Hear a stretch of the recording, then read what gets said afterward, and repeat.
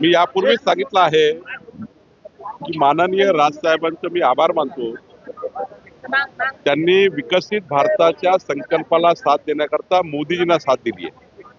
आणि तेव्हाही त्यांनी सांगितलं होतं की मी मोदीजींना प्रधानमंत्री पदावर या देशाकरता, या देशाच्या विकासाकरता, प्रधानमंत्री पदाकरता मोदीजींना मी साथ देतो आहे. आणि त्यामुळं मला वाटतं त्यांनी आपला शब्द पूर्ण केला. आणि त्यांनीच सांगितलं होतं की फक्त मोदीजींच्या निवडणुकीमध्ये एनडीए सोबत आहे. आणि आता त्यांनी त्यांचा पक्ष, त्यांचा पक्ष आहे, त्यांचे विचार आहे. त्यामुळे त्यांना त्यांचे विचार, त्यांचा पक्ष आणि त्यांच्या भूमिका घेण्याकरता त्यांची मुभा आहे. त्यामुळे आमच्याकडनं काही हा प्रश्न नाही. त्यांनीच सांगितलं होतं की आम्ही लोकसभेकरता मोदीजी सोबत आहे. त्यांची भूमिका क्लिअर आहे. त्यांची भूमिका क्लिअर आहे की आम्ही लोकसभेकरता मोदीजी सोबत आहे. बाकी विधानसभेत त्यांनी आपली भूमिका जाहीर केली आहे. लाडकी बहीण लाडका भाऊ योजना आणण्यापेक्षा लाडका मतदार योजना आणा, म्हणजे जेणेकरून येणाऱ्या निवडणुकीमध्ये मतदारांना पैसे वाटप करता येतील. नाही, राजसाहेब काय बोलले त्याची तुम्ही आता ते अदरवाईज नेतात आहे. शेवटी मुख्यमंत्री माझी लाडकी बहिणा योजनामध्ये आमच्या जे परिवार आहे, ज्या ठिकाणी या योजनेमध्ये येणार आहे, ज्या बहिणी येणार आहे, त्या योजनेला खऱ्या अर्थाने संपूर्ण महाराष्ट्रातल्या आमच्या महिला भगिनींनी या योजनेचं स्वागत केलं आहे. आणि यामधनं जे 18,000 रुपये त्यांना मिळणार आहे वर्षाचे, त्यातनं मुलांचं शिक्षण आहे, मुलींचं शिक्षण आहे, त्याकरता लागणाऱ्या व्यवस्था आहेत. आणि या 18,000 रुपयामध्ये एक मोठा आधार आमच्या लाडक्या बहिणीला होणार आहे. त्यामुळे या योजनेच्या माध्यमातून मध्य प्रदेशमध्ये असेल मोठ्या प्रमाणावर विकासाकरता मोठा फायदा झाला आहे. त्या योजना ही आमच्या बहिणींनी स्वीकारलेली आहे. आणि काँग्रेसवाले तर हायकोर्टात गेले. काँग्रेसवाले या योजनेचे हायकोर्टात गेले. शेवटी जनतेचा पैसा जनतेकरता आहे.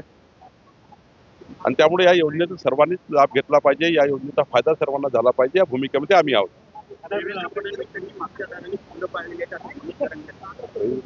सांगतो हे उत्तर देण्याकरता वाशिममध्ये नाही आलो आहे. मी आलो आहे वाशिम जिल्ह्यामध्ये जे काही आता केंद्र सरकार, राज्य सरकारच्या योजना, या आमच्या 1,000 युनिटच्या माध्यमातून आम्ही जे 1,000 युनिटचे कार्यकर्ते बोलवले आहे भाजपचे, आज 1,000 कार्यकर्ते उपस्थित आहेत. या कार्यकर्त्यांना आम्ही सूचना दिल्या आहे की मोदी सरकारच्या आणि महायुती सरकारच्या संपूर्ण डबल इंजिन सरकारच्या योजना या समाजाच्या शेवटच्या माणसाकरता ज्याकरता योजना तयार झाली आहे, शेतकऱ्याची वीज बिल माफी असेल,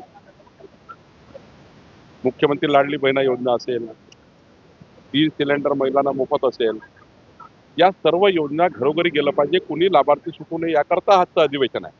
या अधिवेशनातनं सकारात्मक विचार केला पाहिजे. हे सकाळपासून नकारात्मक बोलणारे हे खोटारडे आहेत. राहुल गांधींनी खटाखट खटाखट खटाखट 8,500 देतो म्हणून सांगितलं, गायब झाले. आता आमचं महायुतीचं सरकार पटापट पटापट निर्णय करणारं सरकार आहे. याबद्दल माझी पत्रकार बंधूंना विनंती आहे. वाशिम जिल्ह्याला खऱ्या अर्थाने पुढे नेण्याकरता काय केलं पाहिजे याकरता अधिवेशनामध्ये काही प्रश्न आले, ते प्रश्न आम्ही समोर नेणार आहोत. उद्धव ठाकरे यांची सूचना म्हणजे नक्की शिंदे साहेबांची एकनाथ शिंदे ते तर निवडणूक आयोगाने ठरवलं आहे ना. निवडणूक आयोगाने ऑलरेडी ठरवलं आहे. जेव्हा एकनाथ शिंदेना धनुष्यबाण मिळालं त्या दिवशी त्यांना ते शिवसेनेचा सर्व अधिकार मिळाले आहेत. त्यामुळे आता काही नवीन नाही आहे. राहिला प्रश्न उद्धव ठाकरेंचा प्रश्न. उद्धव ठाकरे ज्या पद्धतीनं भाषण देत आहेत त्यांची मानसिक अवस्था काही चांगली नाही आहे. उद्धव ठाकरे हे त्यांना हे वाटतं आहे की आता आम्ही महाविकास आघाडीमध्ये जाऊन मोठी चूक केली आहे. एक मोठा वर्ग उद्धव ठाकरेपासून हा दूर गेलेला आहे. आणि उद्धव ठाकरे आता बिघडलेल्या मानसिकतेमध्ये बोलताय. माझा दावा आहे की महाविकास आघाडीने एक केस तयार करावा. विकासाच्या मुद्द्यावर बोललं पाहिजे. या महाराष्ट्राच्या जनतेला विकास पाहिजे आहे. केंद्र सरकार, राज्य सरकारकडनं विकास पाहिजे आहे. मी तुम्हाला दाव्याने सांगतो 15 योजना अशा आहेत. मोदीजी प्रधानमंत्री असताना, उद्धव ठाकरे मुख्यमंत्री असताना 15 योजना बंद केल्या उद्धव ठाकरे. 2.5 वर्ष 15 योजना बंद केल्या. आणि आता युती सरकार, डबल इंजिन सरकार संपूर्ण महाराष्ट्रात चांगलं काम करत आहे. मला वाटतं उद्धव ठाकरेमध्ये आता केवळ टीका टिप्पणी आणि त्यांच्या भाषणामध्ये आता रस राहिला नाही. तर वाशिम जिल्ह्यामध्ये 3 मतदारसंघ आहेत. त्या 3 मतदारसंघामध्ये आपण किती उमेदवार देणार आणि महायुतीमध्ये वाशिम जिल्ह्यातल्या संपूर्ण सीटवर, महाराष्ट्रातल्या संपूर्ण सीटवर, विदर्भातल्या सीटवर आमचे केंद्रीय नेतृत्व, महाराष्ट्राचे नेतृत्व, एकनाथजी असतील, अजित पवार, देवेंद्रजी असतील, सर्व बसतील आणि या सीटवर निर्णय करतील. जो काही निर्णय होईल, पण हे गोष्ट खरी आहे की वाशिम जिल्ह्याच्या भारतीय जनता पार्टी आणि सर्वांच्या भावना आहे की जसं मागच्या वेळी या सीट भारतीय जनता पार्टी लढल्या होता तशा लढला पाहिजे, पण शेवटी कुठली सीट कुणाला जाईल, कुठली सीट कुणाला जाईल याच्याबद्दलचा निर्णय होईल. आता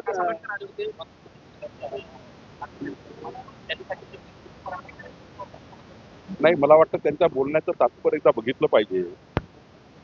राजकारणामध्ये राज्याचा विकासाचं व्हिजन शेवटी निवडणूक कशा करताय, विकासाकरता.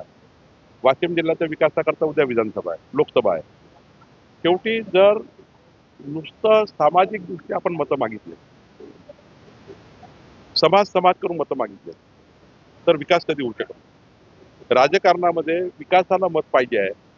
काही लोक नुसता समाज, नुसती जात समोर करून मत मागतात, त्याकरता मला वाटतं त्यांनी विरोध केला आहे. शेवटी मतदान हे काही समाज आणि जातीनं होऊ नये, मतदान हे विकासावर झालं पाहिजे. याकरता मतदानाच्या निवडणुका महामानव डॉक्टर बाबासाहेब आंबेडकरांनी मतदान हे विकासाकरता म्हटलं आहे, मतदान देशाला पुढे नेण्याकरता म्हटलं आहे. काही लोक मात्र जात धर्म करू मतं मागतात, त्याकरता मला वाटतं प्रकाश आंबेडकर बोलले.